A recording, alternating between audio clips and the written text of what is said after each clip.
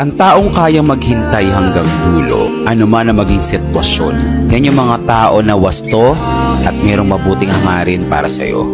Na-experience yun na ba yun? Alam ko sa panahon ngayon mahirap na mahanap yan. At sinasabi nga nila na may hangganan ang paghihintay sa isang tao.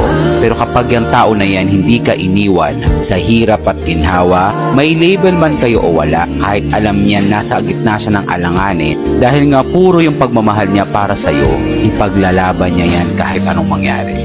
Sa mundong marami tayong hinahanap, malimit tayo makatagpo ng taong nandyan kahit anong mangyari. Sinasabi nga nila na hindi na ipipilit ang pag-ibig. Hindi natin pwedeng ipilit ang isang tao na hindi talaga para sa atin.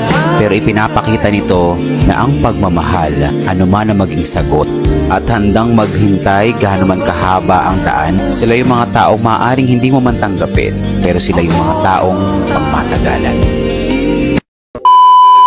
So yung mga pare, gusto nyo bang magkapaldo-paldo? So panurin nyo. Let's go.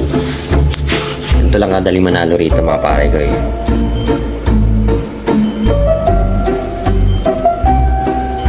Alright, so nanalo tayo 80 pesos. Okay. Ayan, cash out na natin yan. Alright. So yun, gano'n lang kasimpleng manalo rito sa Panaintig Chili. Kaya pa hinihintay nyo, andyan yung link sa comment section and mag-register na po kayo. Alright, let's go!